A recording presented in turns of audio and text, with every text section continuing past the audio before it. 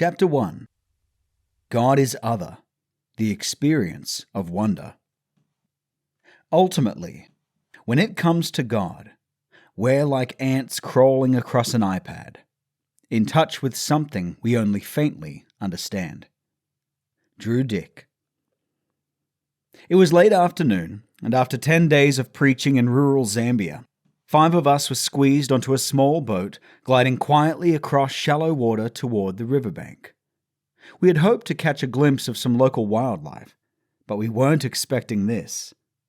Directly in front of us stood a full-grown African elephant, hiding behind some thin trees, about as conspicuously as a Vegas billboard in an Amish settlement.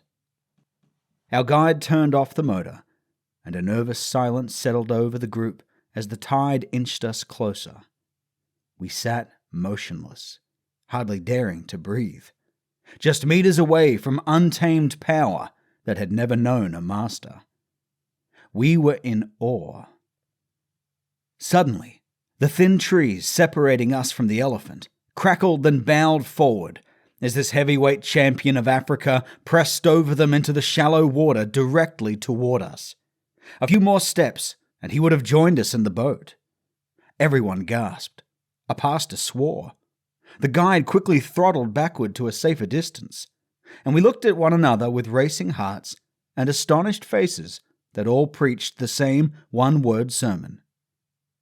Wonder. We spent the entire trip back upriver, shot with adrenaline, shaking our heads, laughing that unique species of laughter that appears only when you've come face to face with your own mortality. Wonder. It is something easier experienced than explained, for the description never quite does justice to the reality. But it's a reality we've all bumped into at one time or another through the course of our lives. We might compare it to an internal explosion brought about by beholding external greatness. Delight and surprise and curiosity, and sometimes even terror, all mixed together to remind us how wonderfully small and creaturely we really are. Like standing in the presence of a wild elephant, or the first time we tasted chocolate, or an unexpected kiss on our teenage lips, or catching a glimpse of a meteor shower. And in a very real way, that same feeling of awe is meant to mark our walk with Jesus. Real worship is undergirded by a perpetual sense of wonder, as we fix our eyes on the God who is unparalleled in beauty and unrivaled in power. God is other. If you're anything like me, wonder is not the first word that comes to mind when you consider your own Christianity. All too often our experience of prayer, the Bible, and church can be, well, underwhelming.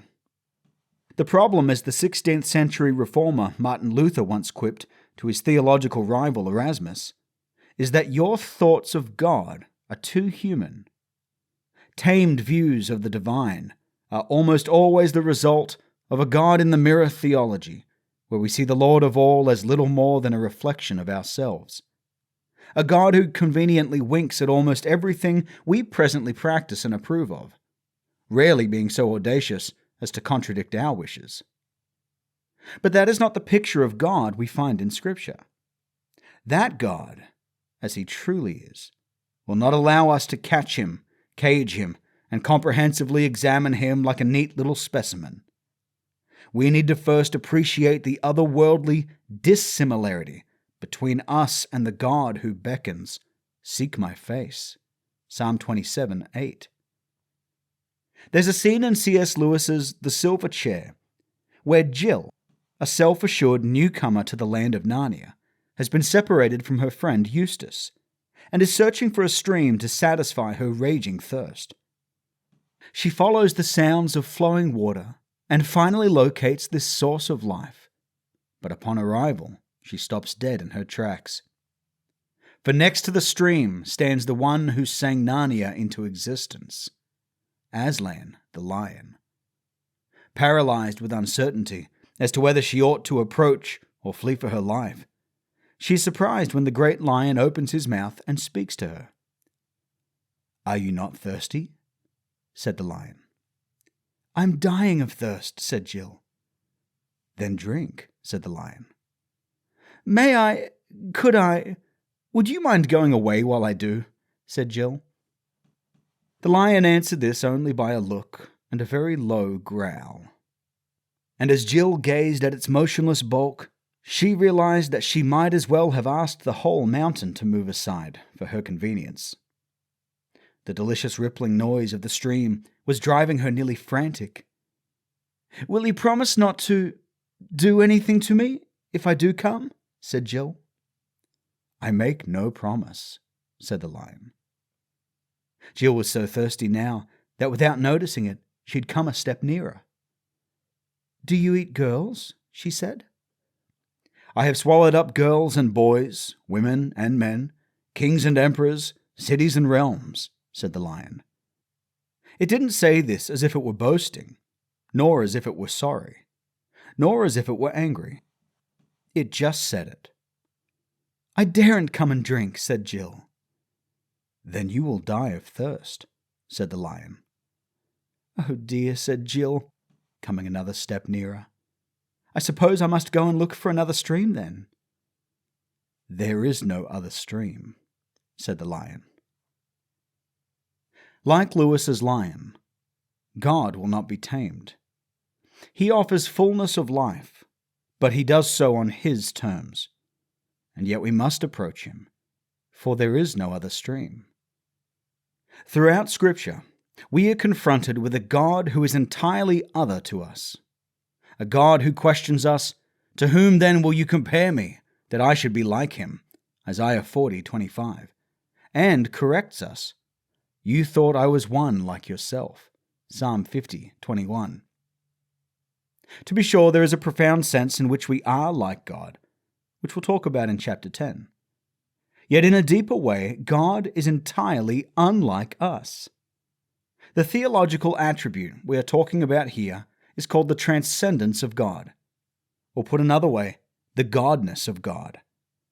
God reminds us of just how other his otherness is through the prophet Isaiah. "Remember what happened long ago, for I am God, and there is no other. I am God, and no one is like me. I declare the end from the beginning, and from long ago what is not yet done, saying my plan will take place, and I will do all my will." Isaiah 46:9 and 10. Who among us can say that? Who among us not only knows the beginning and the end of all things, but declares them? Who among us can say that our every plan has come to fruition? No one. There is no one like him. What makes the gap of God's transcendence so insurmountable is that, biblically speaking, God does not merely exist in the highest possible category. He goes beyond the concept of categories. He creates the categories. To borrow the imagery of Tozer, God is not merely at the top of the list of beings that descend downward in gloriousness from him. God, angels, humans, mammals, reptiles, insects, bacteria, cats. Okay, fine, Tozer said caterpillars, but who's to say that autocorrect hasn't been a problem for generations? The point is this: God is not even on the list. He transcends the list. He made the list. Tozer writes, "God is as high above an archangel as above a caterpillar. For the gulf that separates the archangel from the caterpillar is but finite, while the gulf between God and the archangel is infinite. The caterpillar and the archangel, though far removed from each other in the scale of created things, are nevertheless one in that they are alike created. They both belong in the category of that which is not God, and are separated from God by infinitude itself.